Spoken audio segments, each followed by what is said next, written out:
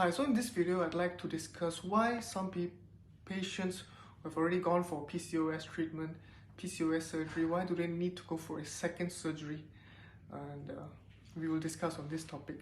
So this does not apply to all patients because most patients can go on to have a successful pregnancy. They can also restore the balance to their periods if they go for surgery and effective treatment. But some patients, they do not have a successful pregnancy, or even after going for treatment, they still cannot have a regular period. Now, I'd like to explain why that is and why they are recommended to go for a second operation for a much more final and effective treatment. Now, we know that PCOS is caused by the presence of Leydig tissues inside the ovaries.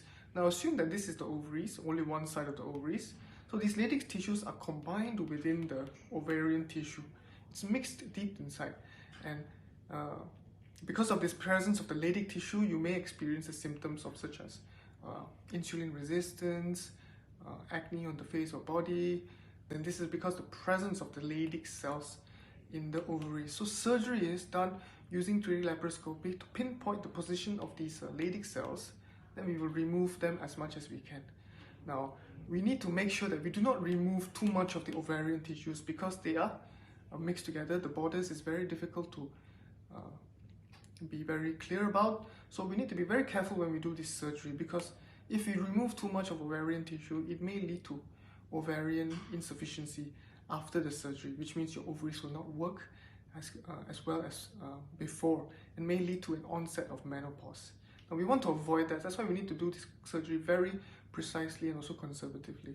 So for some patients, they may have some remaining Leydig cells that because are still remaining, they will still not be able to restore a balance to their hormones, a balance to their menses, and also unable to successfully get pregnant.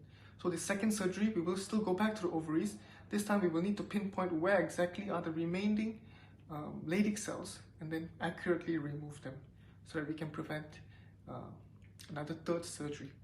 Furthermore, some patients also don't actually see effective treatment because they were misdiagnosed, as in they were not completely diagnosed yet.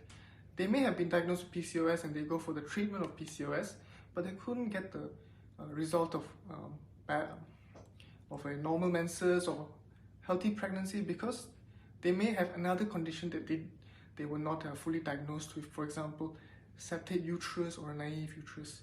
So for this second operation, we need to deal with that as well as dealing with the removal of Leydig cells in the ovaries.